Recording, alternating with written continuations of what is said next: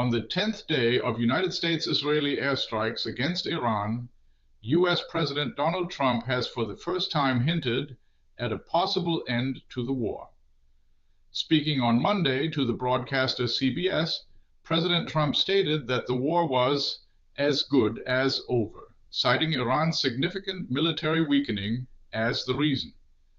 Immediately following these remarks, oil prices, which had seen massive increases, began to fall, and the United States stock market closed in positive territory.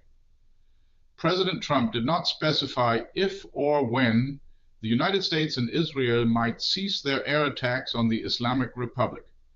However, he told the broadcaster that the war was far ahead of schedule. In an address to Republican representatives in Doral, in the U.S. state of Florida, Trump added that it will be over pretty quickly, describing the conflict as a short excursion. President Trump justified his assessment by stating that Iran no longer possesses a navy, communication capabilities, or an air force, repeating United States assessments from previous days. He also claimed that almost all of Iran's missiles have been destroyed and Iranian drones are being shot down everywhere. If you look at it, they have nothing left, the U.S. president emphasized. Militarily, they have nothing left. However, the United States Department of Defense offered a contrasting view, declaring on the short message service X, "We have just begun to fight."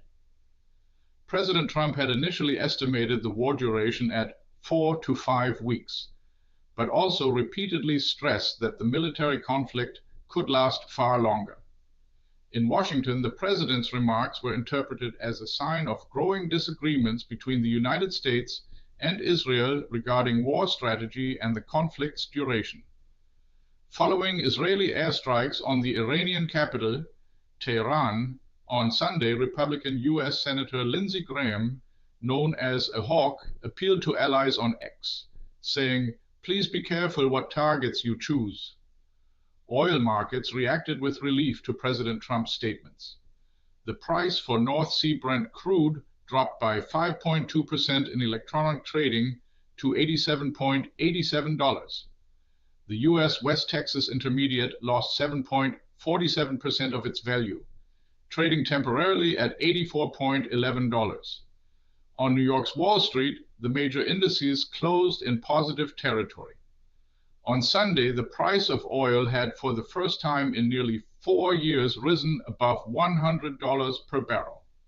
This had put President Trump under domestic pressure, as he had repeatedly promised voters lower fuel prices. The White House had stated shortly before the CBS interview was released that the president was examining all credible options to control oil prices. Only on Sunday, President Trump had declared that rising oil prices were a very small price to pay for security and peace in the U.S. and the world. He added, "Only fools would think otherwise." Since the start of the Iran war on February 28th, the Strait of Hormuz, through which about 1/5 of global oil and liquefied natural gas transport passes, has been de facto closed.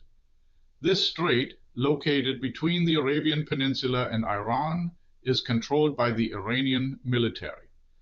President Trump had held out the prospect of United States Navy escort for stranded oil tankers, but has not yet provided concrete details. The United States and Israel launched airstrikes on Iran in late February, killing Supreme Leader Ayatollah Ali Khamenei and other members of the Iranian leadership. Tehran responded with attacks on Israel and several Gulf states, as well as United States facilities in the Gulf region. What's your take on Trump declares Iran war as good as over? Markets react. Share your view in the comments. Do you think this will matter in the next news cycle? This video was generated using artificial intelligence.